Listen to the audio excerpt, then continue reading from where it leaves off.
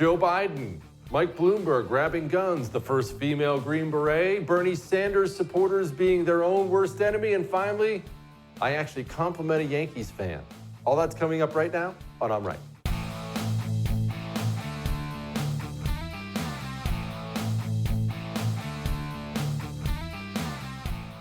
Donald Trump gave a press conference about the coronavirus and an update about it, and he put Mike Pence in charge of it. And I will tell you, overall, I was extremely thrilled with what he had to say. Not just because, of the little things he said. It was his tone about the whole thing, because if there's one thing I despise, and if there's one thing you should be wary of your entire life, it's this. Any politician who tells you something is urgent, any politician who assures you that they're going to save you in some way. Both of those things are almost always a lie, pretty much 100% of the time. So when he announced he was giving a press conference, I had hoped he would do a good job. He did a good job, but here's the reality of it. As we stand, the stock market's lost 1,200 points. Obviously, the people were a little bit freaked out there. There have been some deaths in other countries. We are seeing some people who are being isolated or quarantined. They call it isolated when they want to make you feel better about it, here in the United States of America. That's the bad news. The good news is this. Remember Ebola? You may not remember Ebola. And you know why? Because it didn't really do anything.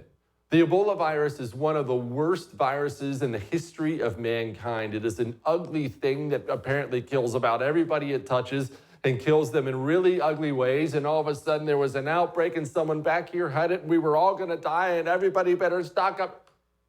And it got like one person. You know why? Because you are blessed to live in the United States of America, where we have cleanliness here. We have an excellent healthcare system. We have a great knowledge of germs. We have access to clean water. We have plentiful amounts of food. No, I am not telling you that you have nothing to worry about and everything will be fine. That would be flat out cold and callous, because there are people out there dying of this thing in this world. Apparently it does spread. But what I am telling you is take the proper precautions, yes, but don't let anybody tell you you're going to die. This is the end of this is the new Black Plague. It's really not. Calm down, take a deep breath. Here's a little shot of the president. Because of all we've done, the risk to the American people remains very low.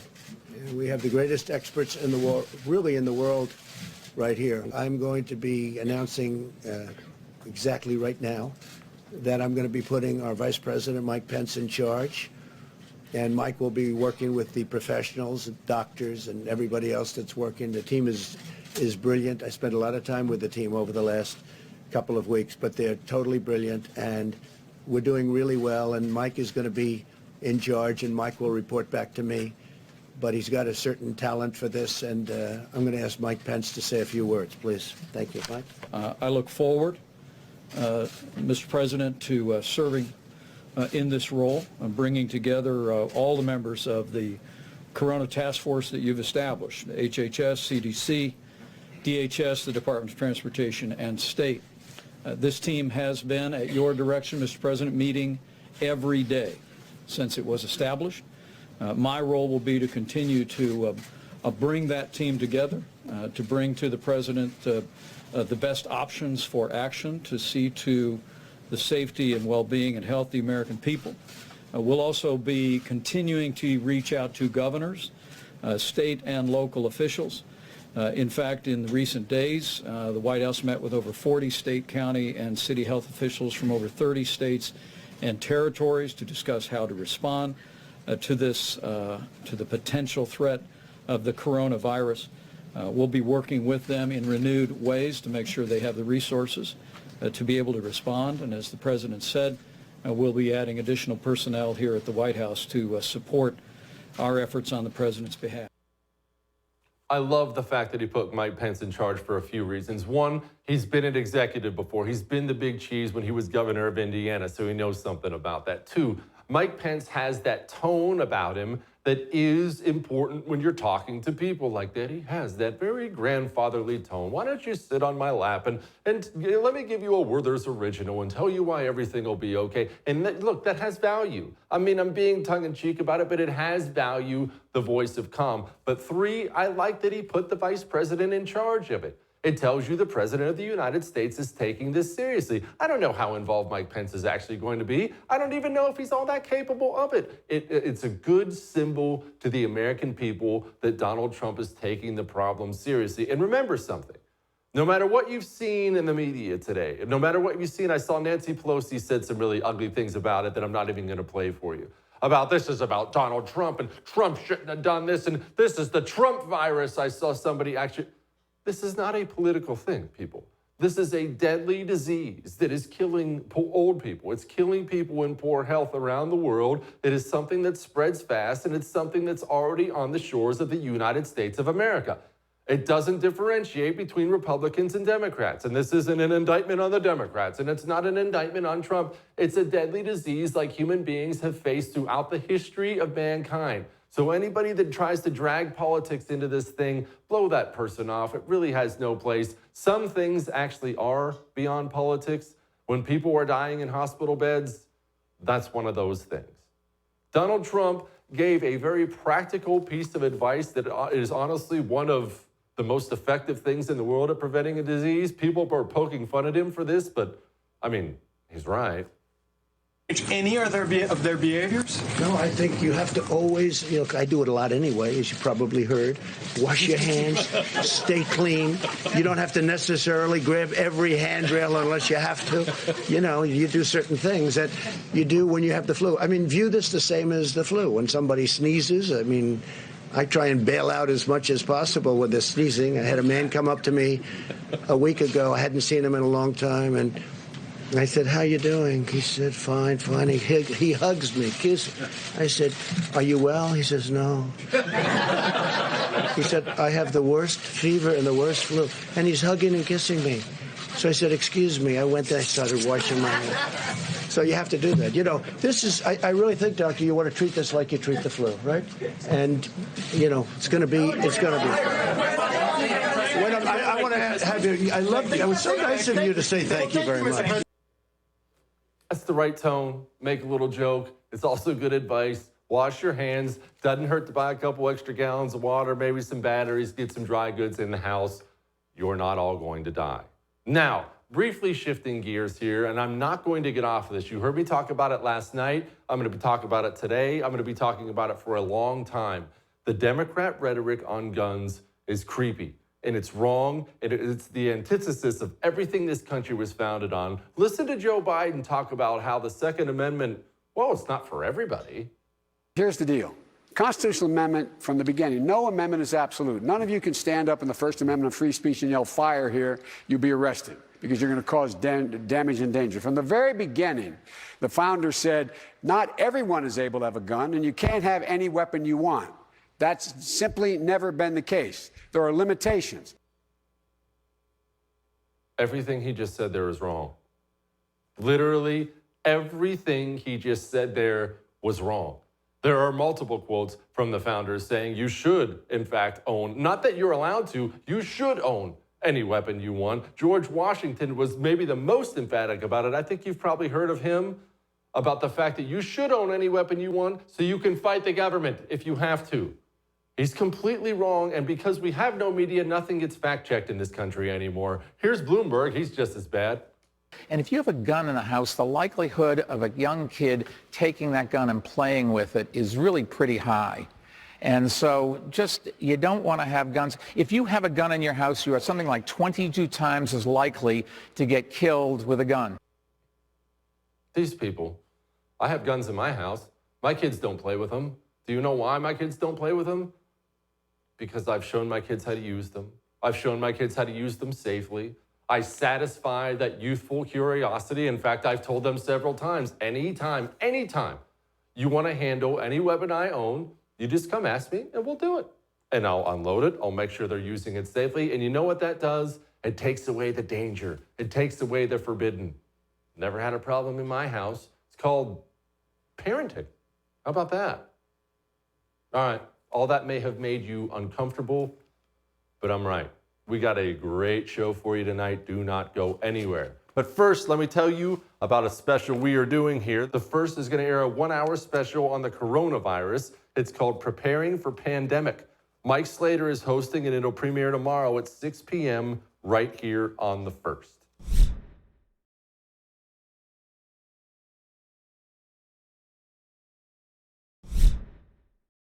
Joining me now is editor-at-large of RedState.com, Kira Davis. Kira, are we all going to die of coronavirus? And I only say that half tongue-in-cheek because I feel like you can't get a straight scoop anywhere these days. We don't trust politicians, rightfully so. We don't trust the media. So my cynical nature says it's no big deal, but then there are actually people dying. What's the reality? No, I feel like I'm in the same boat you are. In fact, I'm here in the town hall suite. We've been having a discussion about how worried and prepared we should be for coronavirus. On the one hand, the people who want to come back at you with more people die of the flu, they're right. That's an annoying response when you're worried, but they're right. But on the other hand, I don't know how much information we can trust from at least other countries like China or Iran where these things are going on. So I wish I had some perfect answer for you, but I do have faith in the American healthcare system. And there are some other cultural issues that can make diseases like coronavirus more serious in countries like China or even on the African continent. So that's where my comfort lies. But I'm not going to lie, I have extra water at home. You know what I'm saying? Look, guilty as charged. I am normally pretty, hands off when it comes to this stuff. I had to talk to the wife the other day and told her to buy some more canned goods and a couple extra gallons of water. The same thing. Yeah, but you bring up an excellent point. I mean, we all remember Ebola, or some people may have forgotten it by now. Remember, we were all going to die of Ebola, and Ebola is a really horrendous disease, and finally it came here, and the world was ending, and we lost one person in the American healthcare system. We're blessed enough to live in a place that figures these things out. I think we'll figure it out. I do. At the end of the day, I tend to be a paranoid person about these kinds of things, but at the end of the day, I do think we will figure these things out. And we have the capacity and the ability. Ebola is a great example. Ebola also, I stocked up on extra water and masks, which I still have, by the way, the masks.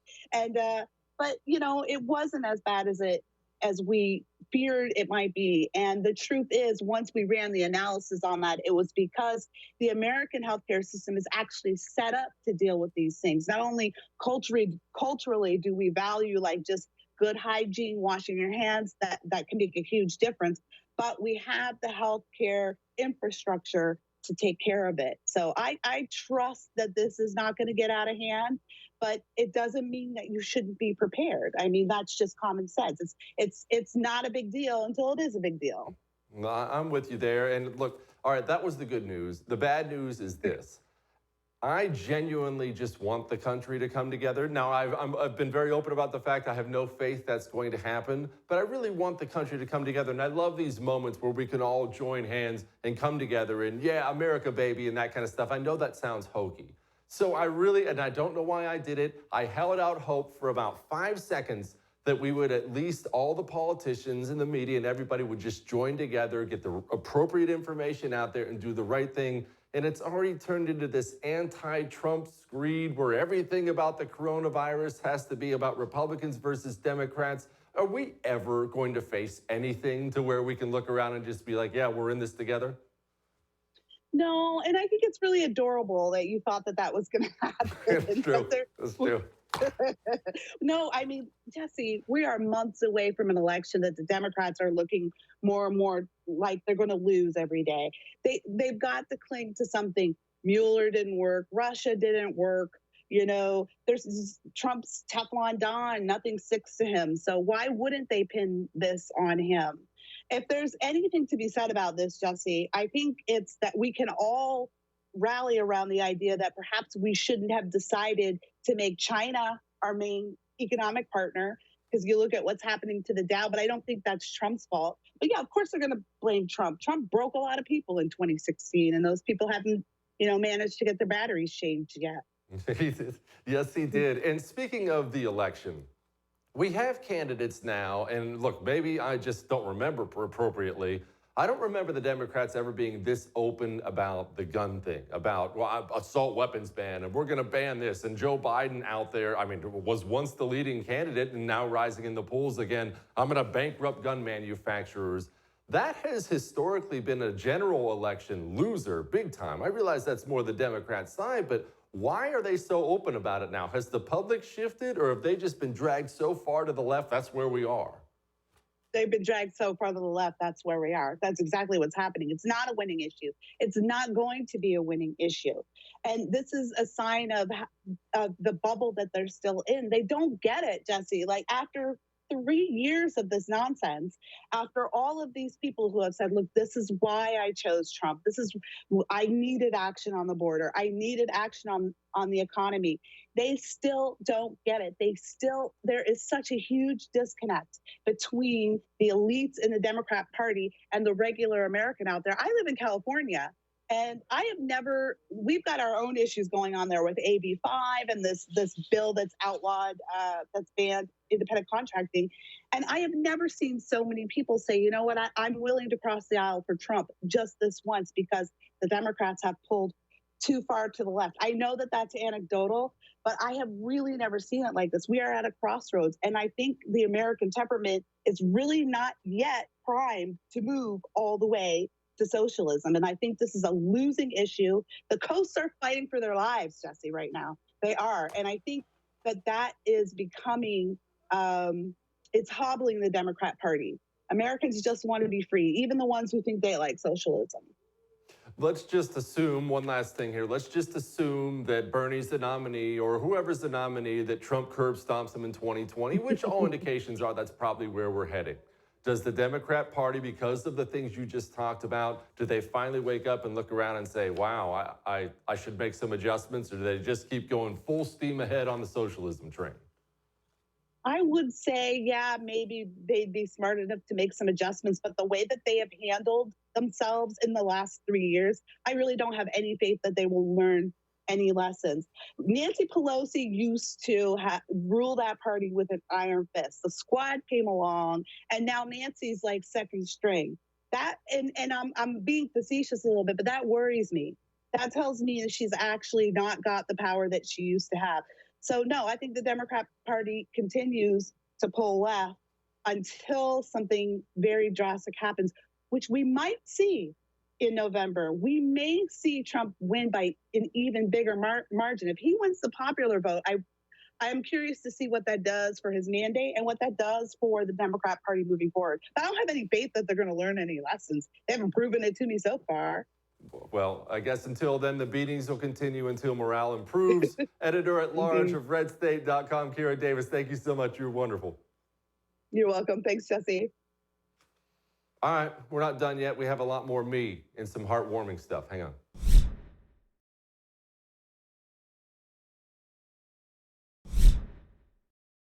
Let me ask you something, and I want you to be very honest with yourself about it. No, I don't need you to email me and tell me. Just be honest with yourself. If I were to pull up a guillotine, a real one, the kind that chops people's heads off in front of your home, sitting out in your front yard, and I called you out front and I told you that you get to pick one football team to play a football game, and you can pick any player you want. And if they win that football game, you get $10 million. And if they lose that football game, you get your head chopped off. How many women would you pick for your football team? None? I don't understand. Why? Don't you care about diversity? Don't you care about inclusion? No, you don't, do you? You see, you like to think you do. We all do. Oh, well, he should be included. Well, I mean, we need to be more diverse. I mean, shouldn't we be included? It would be nice to include him. It's a myth. You only care about inclusion and diversity for the things that you actually don't care about. You see, when it's your head in the guillotine getting ready to be sliced off, actually, I just like a team full of the biggest, strongest, fastest, meanest men on earth. Does that sound good? Yeah, it sounds good. You see, ladies and gentlemen, we have a woman about to pass the new, well, I don't want to call it improved, but the new course for the Green Berets, the Q course, qualification course. I don't need to break down all the details of it. It is the horrifically difficult course that Army soldiers have to pass through if they want to become a Green Beret. Obviously, no woman has ever passed before. I'm going to set aside some of the things that were done in order to make sure she passed. All I'm going to say for now is you don't have to look very far to find out the scandal that happened when all of a sudden some women were passing the Army Ranger course, which is also notoriously difficult. And of course, all the information came out that the politicians were breathing down the necks of the generals, who breathed down the necks of everyone else and gave them a nice little handout just so we could say, look at how diverse we are. We're inclusive. We have women. But nobody, not one single person can tell me why it makes our Green Berets more effective to have them. I mean, you can hear a million people say things like, well, I think it's great that my daughter can be anything she wants to be. Okay, that sounds nice when you're at yoga class, Mom, but this is the defense of the nation. Do you want to know how the integration of women in with men's combat units has gone? Let's talk about the Navy for a moment. All this may come as quite a shock to you, and that in and of itself is a bit sad, because this should be article after article after article. But in this society where we're scared to death to offend a woman, nobody wants to discuss facts. And here are the facts, ladies and gentlemen. Our Navy, you know, World War II time used to be an all-male Navy when you're out there on deployment for a lot of different reasons. Now we've integrated women onto these ships. Do you know what the living situation is on a Navy ship? Do you want to know how people sleep, how people interact, how close the quarters are? It's really, really close. And this is not an indictment on any of the young men or young women in the Navy. Do you know what happens when you throw a bunch of type A personality, 18, 19, 20, 21-year-olds at a very close space for about 6 months to a year on a ship? Yeah, ladies and gentlemen, it reads like Penthouse magazine. That's what happens. And I know that may sound a little bit vulgar, a little bit crude. Believe me, it's better than the stories I've heard about what goes on. Do you know we have a major force readiness problem in our Navy? Why? Because so many of our female sailors are intentionally getting pregnant before the ship even leaves so they don't have to go on deployment. And that doesn't count the ones who get pregnant on deployment. Again, this doesn't make anybody bad. This is human nature. When you put a bunch of young, good-looking women together with a bunch of young, good-looking men, that's what happens. Yet nobody can explain to me why it makes our Navy more effective. Nobody can. And I am not doing some old school misogynist thing where women don't have a place in the military at all. They have a million different roles they can have. They should not be involved in frontline combat units, period. I know that makes people uncomfortable. That make you uncomfortable. If it does, then I want an email from you. Explain to me why it makes us more effective. I'm not saying they shouldn't have a role. Women are already involved in special operations and very specific roles. They are not in the actual Green Berets. Oh, do you know what Green Berets do? We should probably bring this up. They leave in small units and they go deal with indigenous people all across the world, small tribes. Afghanistan. Do you know what would happen if a group of Green Berets showed up at several of the tribes we actually have to work with in Afghanistan with a woman in tow? Do you know how a lot of those people view women? Yeah, like cattle, and we have to work with them. And so we can either show up and offend them instantly with our woman, who obviously is not going to be treated like a cow, or we can not send her unit. So now she's going to be a Green Beret and go to a Green Beret unit and cheat them out of missions they should have. Again, let me circle back. What did we gain? Except for politicians and generals patting each other on the back and, feeling better about themselves, what did we gain? Nothing. And I realize all this may go right past you because you don't care that much, and that's fine. Keep in mind, right now we have the most powerful military in the world. Our allies are relatively friendly. We're surrounded by 2 gigantic oceans. That doesn't last forever, ladies and gentlemen. And when militaries are rotting from the inside, you don't find out about it until it's too late. You think it's an accident our Navy now can't get past a fishing ship without running into it? Weird how that never happened before all this fancy technology and before other things. Yeah. All right, I got more. Hang on. Bernie Sanders and Bernie Sanders supporters are, well, they're true believers. For the most part, they do believe in something. You and I can disagree with them on what they believe, but they actually do believe. And here's the problem so often of the time with true believers. Oftentimes, they're unable to have an appropriate sense of themselves and how they come across to other people. You see, you don't have to be honest about being a socialist if you're Bernie Sanders. You don't have to be honest about being a socialist if you're his supporters. You don't have to harass people. We'll get to that in a couple minutes if you're his supporters. If you're a reporter and you're a socialist and you're out having dinner and drinks with somebody, you maybe don't want to go ahead and word vomit to them that you're a socialist who manipulates the news and you also hate your employer. You see, ABC found themselves in a bit of hot water again because Project Veritas got themselves in front of a man who got a little too honest because he's a true believer, and out he came with it.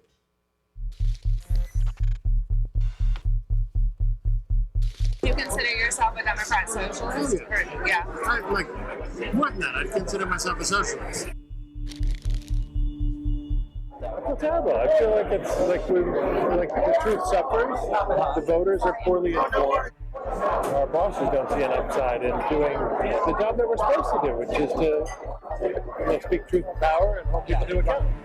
Problems with the truth these days. We don't hold him to account. We also don't give him credit for what things he does do.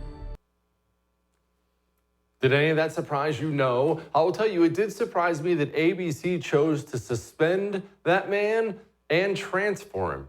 I mean, that's a hidden camera video, but that's another thing entirely. Look, none of that's surprising, but that's how the media thinks about you. How many of these hidden videos do we have to see before we just accept the fact the United States, our media here, they're a communication wing of the Democrat Party. If you are a person on the right, or Republican, conservative, libertarian, whatever you want to call yourself, the media is your enemy. I don't want to call it enemy of the people, although you probably could call it that, but they are not on your side. They are actively working against you. They're actively manipulating the news so the masses believe things that are not true for their own purposes. That's not media. That's called propaganda. Now back to Bernie Sanders. He needs delegates. He needs support. And you remember when Hillary Clinton came out not too long ago and said, nobody likes him. Nobody likes to work with the guy. Nobody's ever been able to work with him. That is his reputation on Capitol Hill. I know several people on Capitol Hill. They all say that about Bernie. Nobody likes him. Nobody wants to work with the guy. The problem is that rolls downhill. And his supporters, during a time where they're going to need to become a big tent group, his campaign, if he's going to continue to be in the lead and win all these delegates and hope for the nomination, what they need to be doing is making a whole lot of friends and not piling up enemies. But because they're Bernie Sanders supporters, they've never been able to see the forest through the trees. And we have people like this Maria Estrada outside the home of a Democrat in California. Look at this. Alex Padilla, Mr. Secretary of State of the State of California. I'm here because I'm concerned about the primary elections. We do not want a repeat of the 2016 elections. We want to make sure that these elections are fair and transparent. I am from the 63rd Assembly District, and we had precincts with over 80% of the voters getting provisional ballots. In my district, over 25% of the voters were switched to permanent vote by mail without their knowledge, and we're not getting answers. In the middle of the night, flashlights in his windows with a bullhorn. Her own party. Do you think they're piling up friends or piling up enemies? Oh, she wasn't done yet, by the way. Here, she kept going. This is someone else's house. So we're here because we're kind of concerned about what's going to happen tomorrow, because we remember what happened in 2016. And when a lot of the people went to go pick up their packets for the caucus tomorrow. I'm going to ask everybody in front of my house to identify themselves. All right, the only person that's identified themselves is me. No. You're all at my house. I'm a state elected official. Outside of the Democratic Party, you have no right to be at my house. And I'm going to ask everybody to identify themselves. Well, you could ask them, but they don't have to answer you. Okay. So what's your purpose for being in front of my house? I'm sitting here asking you I'm asking about you, what's the purpose for you being in because front I of my want to house? talk to you. So you came to my house? That's correct. Okay. That's their reputation. Look, they don't have the reputation, the Bernie people, as being nasty and aggressive like that for nothing. This is just, look, this is the Democrats. You can laugh all you want about them eating their own. That's who these people are. The Bernie people are these radical. They view themselves as revolutionaries. They view themselves as being, the tip of the spear for socialism. And they give no quarter, not even for their own party. At a time where they need to be piling up friends, they're piling up enemies. And you just watch, ladies and gentlemen, when it comes convention time, that kind of behavior is going to bite them in the rear end. And then they're really going to freak out. And you know who they should freak out to? The mirror, because they did it to themselves. But you want to know, what they think about themselves? Listen to South Carolina Mayor Stephen Wukela. He gave it pretty well what they think of themselves, and the crowd seemed to agree. All right, Myrtle Beach. All right. How does it feel to be a bunch of radicals? Huh? A bunch of revolutionaries. A bunch of socialists here in Myrtle Beach. Yeah, they're not winning the general election. All right, we still have a bunch more show for you. And let me just say, you're going to want to stick around to the end of the show. We've got one of those videos that really might make you grab the Kleenex box. Hang on.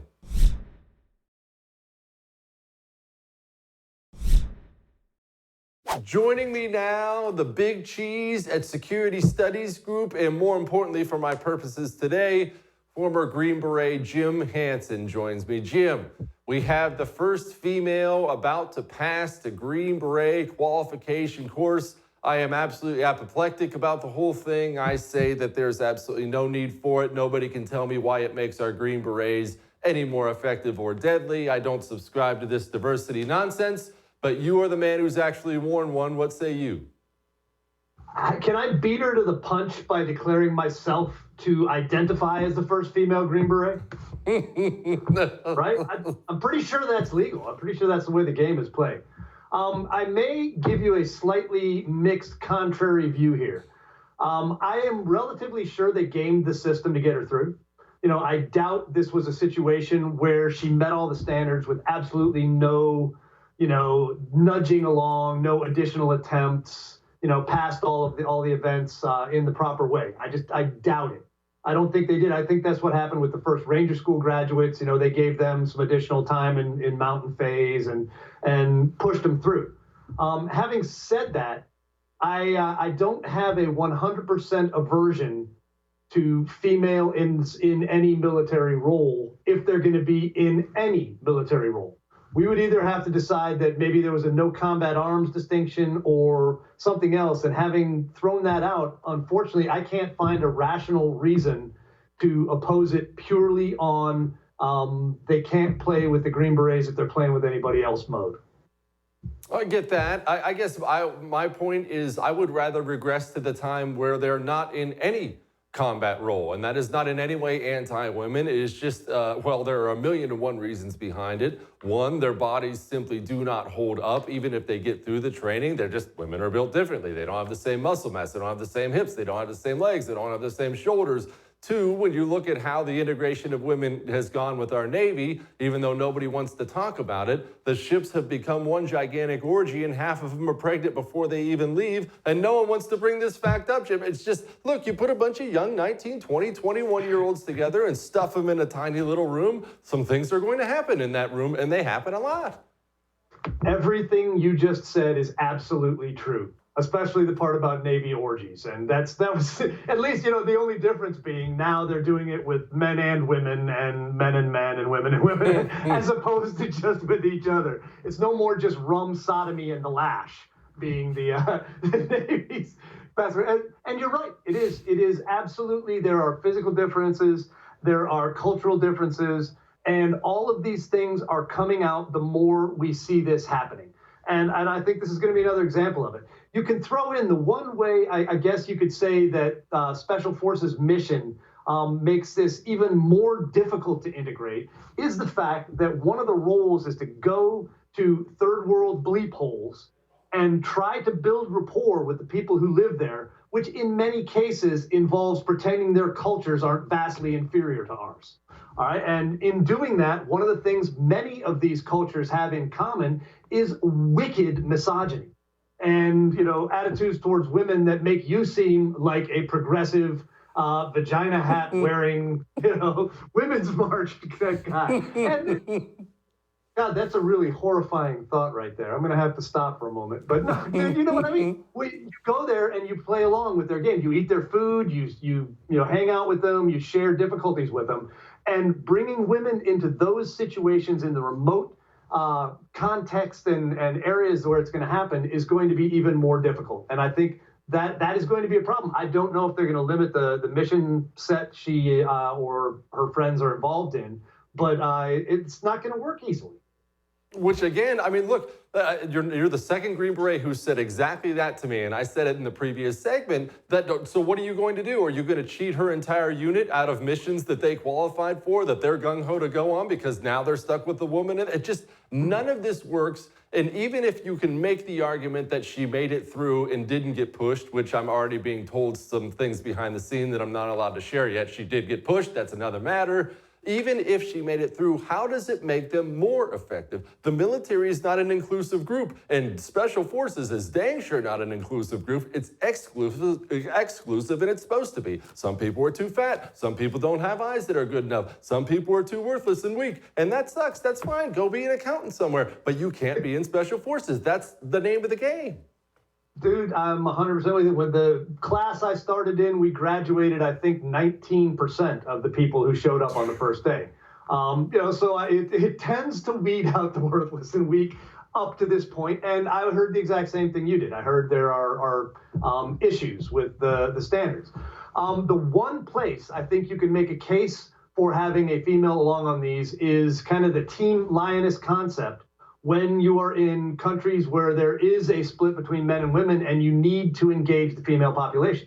You need to do searches, need to do other things, and you need to have someone who the men aren't going to let me go into the women's quarters. Or if you do, you've at that point started a cultural issue that is going to backfire on you. That would be the one place you could say, okay, that would actually be a bonus. Does it outweigh the other stuff? I think we're going to find out it causes more problems than not. And again, I don't know how to fight this anymore because I think, that once the decision was made and the mass of the bureaucracy decided they were going to do it, we lost that slippery slope argument a while ago. And so I think the only thing we can do now is try to fight the standard and try to fight the missions and the rest of it, like you said, to say that you can't degrade mission capability to use the military as a social engineering lab. And I think that's going to be the place we should fight our battle. Well, I don't have any faith that it will, but let's hope it works out better than the Marine Corps' decision to allow women to be infantry platoon leaders. I believe one was there for about 30 seconds before she was pregnant with one of her men's child. Look, not that that's human nature or anything. Either way, Jim Hansen, Security Studies Group, former Green Beret. We'll talk to you soon, my man. I'll be there tomorrow. Good to be with you, Jesse. See you, bud. I'm not done yet. Hang on.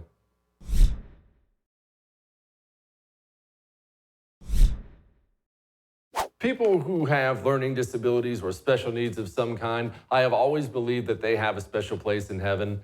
And we have here a boy recording his cousin who is autistic. And this boy is rattling off Yankee scores for the last 6 years. And I don't know why, I just thought it was really freaking cool. Here it is. September 3rd, 2019. 10-1 Yankees.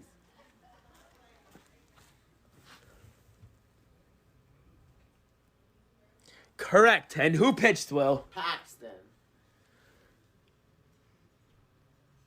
Correct. Here's the second date, Will. Yeah. April 29th, 2018. 2-1 Yankees. 2-1 Yankees? Yeah. Who pitched? CC against Tyler Skaggs.